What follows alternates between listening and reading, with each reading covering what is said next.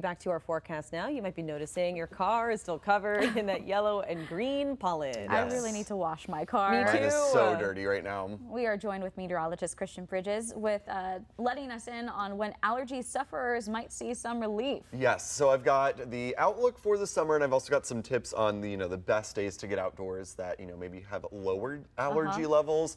And yeah, it's been kind of interesting because we had such a cool May.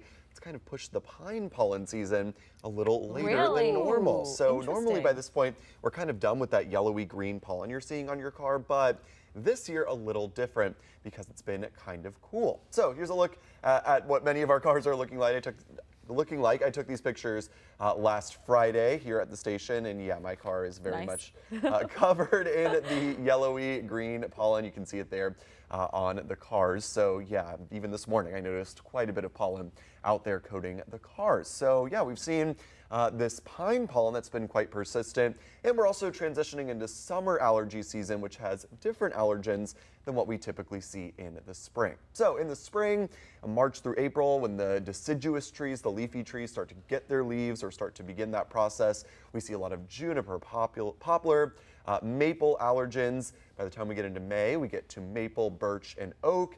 And by this time of year, usually we have transitioned over to mostly grass pollen, although again, we've seen a little bit of a persistence in that pine pollen. That is that greeny yellow stuff you're seeing everywhere. And again, May was below average. We had below average temperatures all month. I don't think you need me to remind you of how wet it was all month. We saw almost 7 inches of rain. It was very cool. All those blue squares you see on our calendar, those were days where we had below average temperatures. And I really think that third week of May, where it was in the 40s, low 50s for day after day, it was very wet. That kind of extended our pine pollen season. So it took a little bit to warm up this year. So again, that pollen really did not get going until that last week of May into June. So that's why we continue to see it out there on our cars. Now, as we transition into summer, as we head through the month of June, again, we do see usually that pine pollen coming to an end by the middle of the month, but this year's been a little bit of an extension to that season. Then from now through July, it's typically just grass pollen that we're dealing with. Of course, with all the grass growing, everybody mowing their yard, that kicks up a lot of those allergens into the air. So you might be noticing that. You might be noticing, your eyes are a little itchy or sniffling a little bit. And then later in the summer, we've got ragweed and pigweed pollen that will develop. Pigweed? As pigweed, I know, right? I've never heard that. I know, I haven't heard much about it either. August into September is when we start to see that. So some tips for the allergy sufferers out there, the worst days to head out and get slapped in the face with the pollen.